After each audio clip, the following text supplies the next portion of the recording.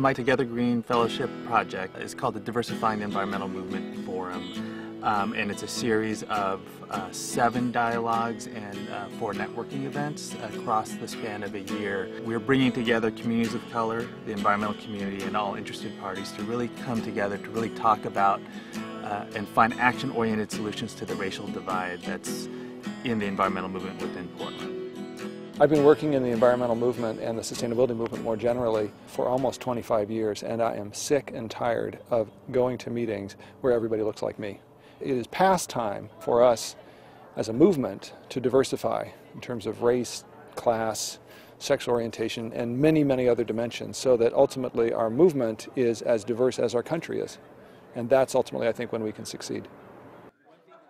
My background is in conservation biology. I found myself in a mainstream environmental organization where I was the only person of color on the conservation staff. If we really want to be more relevant and successful far into the future, especially by 2042 when we're a nation that will be over 50% people of color, we need to be more inclusive. We need to be creating programs and policies that are relevant to communities of color, and also creating policies and practices within our organizations that are providing inclusive atmospheres for everyone.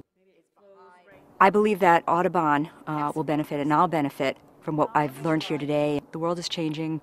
Portland and the region is changing in terms of its demographics. More and more people of color, more and more people from other parts of the world are moving into Portland and living, working, and recreating here. How do we become relevant to those new populations? So it's really important, I believe, for an organization like Audubon to not only be part of it, but actually to lead in this effort. Over this past year, the whole Diversifying the Environmental Movement Forum series, we've had over 200 people participate, representing over 120 different institutions, government agencies, businesses, nonprofits, academic institutions coming together to talk about these issues. So the forum series itself has been very, very effective at bringing a large amount of people as well as a broad spectrum of people together. You have to be able to have an idea of the different lenses that other people are wearing, the people that you want to serve, the people that you want to collaborate with. And so I think in order to really do that, you need to have those lenses represented at these retreats so we can get this training and we can share. We've been sharing some very personal experiences here, and people have really let their guards down. This is tough stuff. These are things that really touch your heart and soul, make you think and reflect, question your belief system, question your assumptions. It's that attitude of openness and experimentation that has most inspired me at this retreat. Where do you think your organization falls? Most environmental professionals and organizations that I've talked to want to do something. There is that verbal support for diversity and inclusion. However, there's a big gap between that interest and then taking action and what to do and how to do it right. And so my purpose for putting together these forums and my project is really to try and bridge that gap and get people who are interested really to that point of taking action, and not just action, effective action that's going to create positive change in their organization.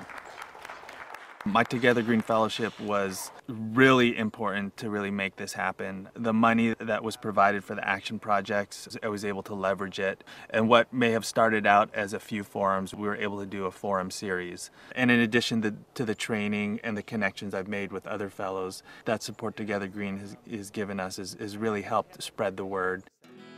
I have 2 daughters, and when they came into this world, it started giving me this broader cross-generational look of what really needs to happen.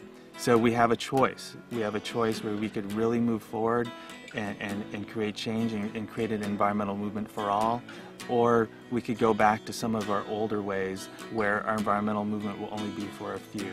So for me, the choice is clear, and it's really important for me on a personal basis to really move forward on these diversity issues, because it's going to make a better place for my girls and their generation, which is going to be the most diverse generation we'll ever see in this country.